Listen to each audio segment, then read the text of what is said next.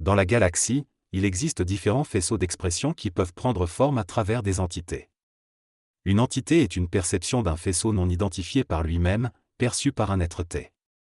L'être T est l'identification d'un faisceau par lui-même. Lorsqu'une entité pénètre la conscience astrale de l'homme, elle agit de manière mécanique sans savoir qu'elle existe. Les faisceaux peuvent être exprimés sous forme d'entités lorsque leur diffusion est importante, comme dans une collectivité. Lorsque le faisceau est plus dense et conscientisé au sein d'une structure matérielle, l'exoté apparaît. Il y a actuellement 10 faisceaux qui sont en train d'être détruits et remplacés par des faisceaux supérieurs et plus puissants.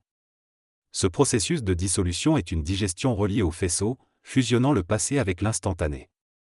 L'exemple d'un faisceau majeur est celui de Jean, incluant Jean de Patmos, Jean l'Évangéliste et Jean le Baptiste. Lorsque les mémoires de ces trois personnages sont digérés par une entité actuelle, la majorité du faisceau tend à revenir vers cette entité qui doit capter l'attention consciente des gens, les diriger, les instruire et les intégrer, les éloignant de la conscience expressive vers une phase d'inconscience où ils deviennent des entités. Ce personnage a pris le contrôle total des autres, absorbant leur énergie et détruisant les archétypes qui les définissaient. Une fois cela fait, il a transmuté cette énergie passée en une essence de vie et redistribué un nouveau faisceau amélioré aux individus. Les personnes doivent passer par sa conscience pour cette transition, ce qui peut donner l'impression d'esclavage et de vénération envers lui. Cependant, une fois qu'ils obtiennent le nouveau faisceau, ils sont libres de partir ou de rester, abandonnant leur fascination pour ce personnage.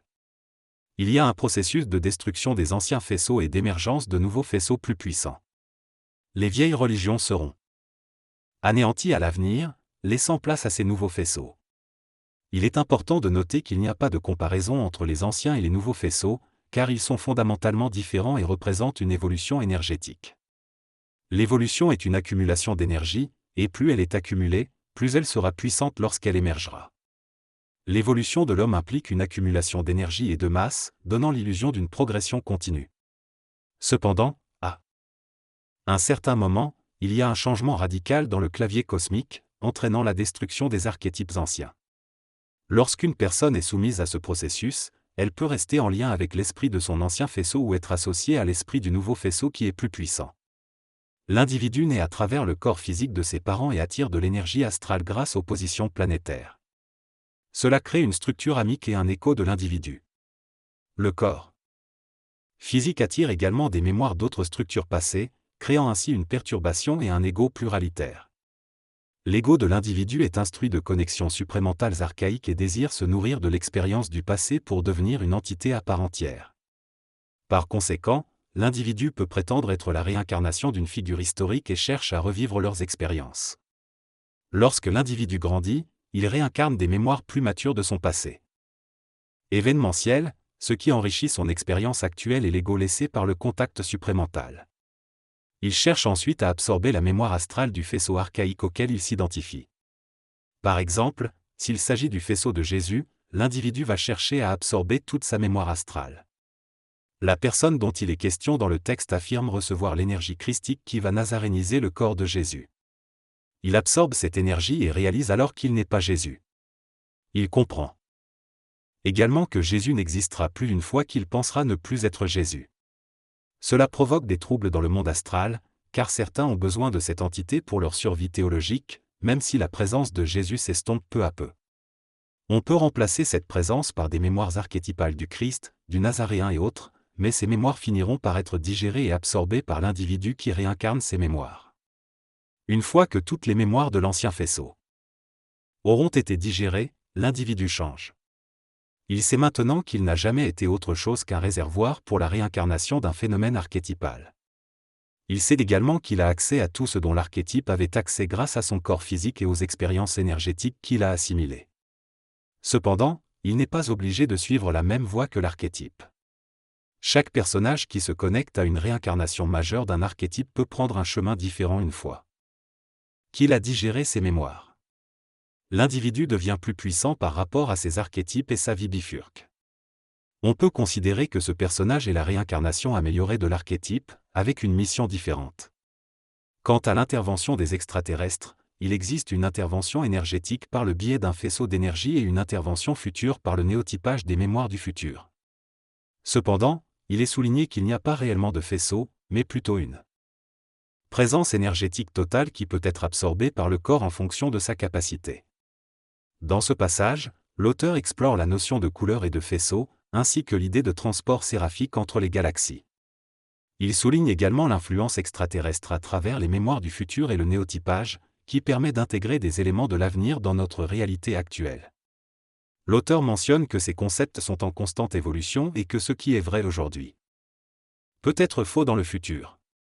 Il suggère également que les contacts extraterrestres peuvent avoir lieu à travers des structures biologiques et que ces entités proviennent de la Terre, mais de notre avenir. Enfin, il explique que cette intervention permet d'altérer notre vision du passé afin de nous orienter vers l'amélioration future plutôt que de s'enfermer dans les schémas du passé. Le texte exprime une opinion favorisant la destruction des vieilles maisons à Montréal, en dévalorisant le patrimoine architectural. L'auteur affirme que l'avenir est plus important que le passé, car il a des connaissances et des saveurs de l'avenir. Il mentionne également l'importance d'un contact entre le passé et l'avenir, et parle de l'apparition d'un être-té de l'avenir qui s'ajuste plus facilement à notre actualité. L'auteur affirme que de nombreux enfants sont la réincarnation de phénomènes de l'avenir, ce qui leur permet de s'adapter facilement aux transformations technologiques.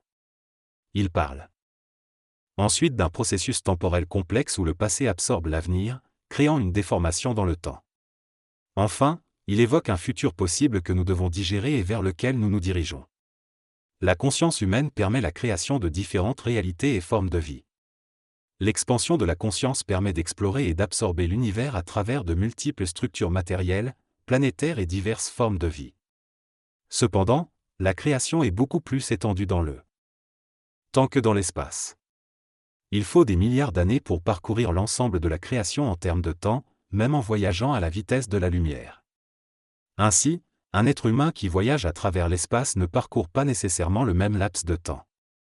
La création est beaucoup plus vaste et complexe dans le temps que dans l'espace. Lorsque nous évoluons et nous déplaçons dans ces 4 dimensions, espace-temps, il est important de comprendre que si nous ne sommes pas au même endroit spatial et temporel qu'une autre personne, nous devrons nous déplacer dans le temps pour nous rejoindre. Ce déplacement temporel est souvent perçu comme de l'attente, mais en réalité, nous ne faisons que nous déplacer dans le temps.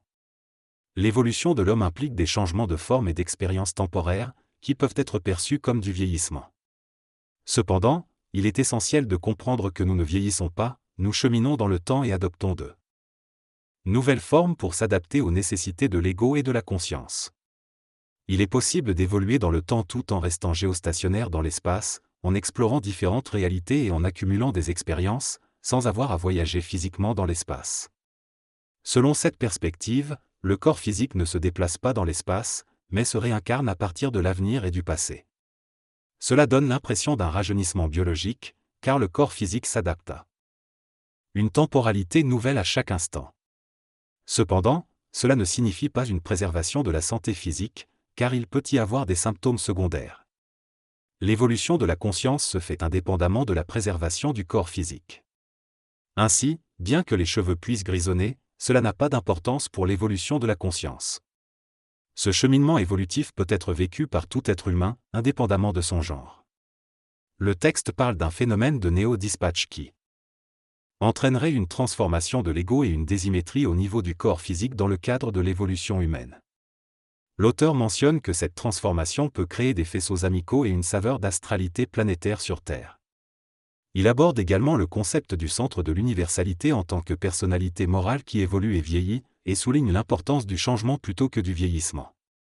Finalement, il mentionne une crise morale vécue par les personnes impliquées dans ce processus évolutif. Le texte parle de l'évolution d'un être ou d'un centre qui passe par différentes phases de croissance. Au départ, il est dans un état infantile, puis il se transforme en adolescent et cherche à se conformer au monde adulte. Il essaie de se faire remarquer en adoptant un style unique, mais finalement, tout le monde le copie et il perd son individualité. Il est alors confronté à la nécessité de se séparer de son passé, de ses archétypes et de tout ce qui le limite, pour évoluer véritablement. Le texte utilise l'exemple d'une adoption pour illustrer ce processus de transformation. Une petite fille adoptée d'un autre pays doit abandonner son ancienne identité et embrasser sa nouvelle nationalité. Les souvenirs, les objets et les vêtements de son passé doivent être laissés derrière elle. Cependant, ces éléments peuvent revenir et la hanter si elle ne se débarrasse pas totalement d'eux. En somme, le texte explore la notion de renaissance et de transformation le long du chemin de l'évolution individuelle ou collective. Il souligne la nécessité de se défaire du passé pour se créer une nouvelle identité et avancer dans la vie. Il est question ici d'une personne qui se nomme Michel mais qui entretient une confusion entre son propre nom et celui d'un autre pays. Il y a un conflit intérieur car elle tente de se réinvestir dans quelque chose qui ne devrait pas suivre. Le texte mentionne également un centre de l'universalité qui aurait été initialement créé dans le but d'être un centre d'achat, une sorte de supermarché de l'évolution. Cependant, de nombreux néotypes, des types nouveaux, ont été amenés, mais ils ne peuvent être appliqués que si l'on abandonne le passé. L'auteur explique également qu'il souhaite donner des conférences dans des hôtels plutôt que dans le cadre fermé du centre. Il affirme vouloir changer complètement de manière de faire les choses, et ne pas simplement faire la même chose sous une autre forme. Il demande également à avoir plus de liberté dans ses décisions concernant les prix et les promotions. Finalement, il souligne que l'intelligence néotype des formes crée des changements qui peuvent être difficiles à accepter pour certaines personnes qui manquent de capacité énergétique pour évoluer. Dans un système monarchique, il est facile de prendre des décisions car une personne décide et les autres n'ont pas leur mot à dire. En revanche, dans une démocratie, tout le monde a la capacité de changer et il faut prendre en compte les avis de tous. Cependant, la démocratie peut être problématique car la majorité des personnes sont moins évoluées, ce qui signifie que les décisions sont souvent basées sur ce qui est moins progressif dans la société. Dans un centre ou une entreprise, il est également difficile de prendre des décisions par vote car cela peut ne pas être bénéfique pour tous. Au lieu de cela, il est préférable que chaque individu ait une certaine liberté dans leur travail et que les décisions soient prises en fonction de la monarchie, c'est-à-dire en se basant sur l'intelligence et la stimulation. Par exemple, dans un restaurant, chaque personne peut gérer une partie, mais la gestion globale appartient à tous. Si une partie rencontre des problèmes financiers, cela devient un sujet de discussion et les décisions sont prises en fonction de l'intelligence collective. Il n'y a pas de véritable vote, mais plutôt une résonance des idées qui guide les décisions. Le plus vibrant devient alors le leader et peut diriger monarchiquement. Le vote est utilisé dans les procès-verbaux de l'Assemblée, mais cela ne représente pas vraiment le processus de décision. L'idée présentée est que l'énergie circule à travers la colonne vertébrale des individus, mais que lorsqu'il y a trop de personnes, cela devient moins efficace. En effet, l'intelligence collective diminue lorsque le nombre d'individus augmente. Dans le phénomène du supramental, même si un grand nombre de personnes sont extrêmement évoluées, il est difficile pour un groupe de 50 individus de tirer pleinement parti de cette intelligence collective. La question est donc de savoir si nous avons la capacité d'utiliser cette intelligence et ces récepteurs d'énergie pour obtenir une version différente de l'énergie supplémentaire.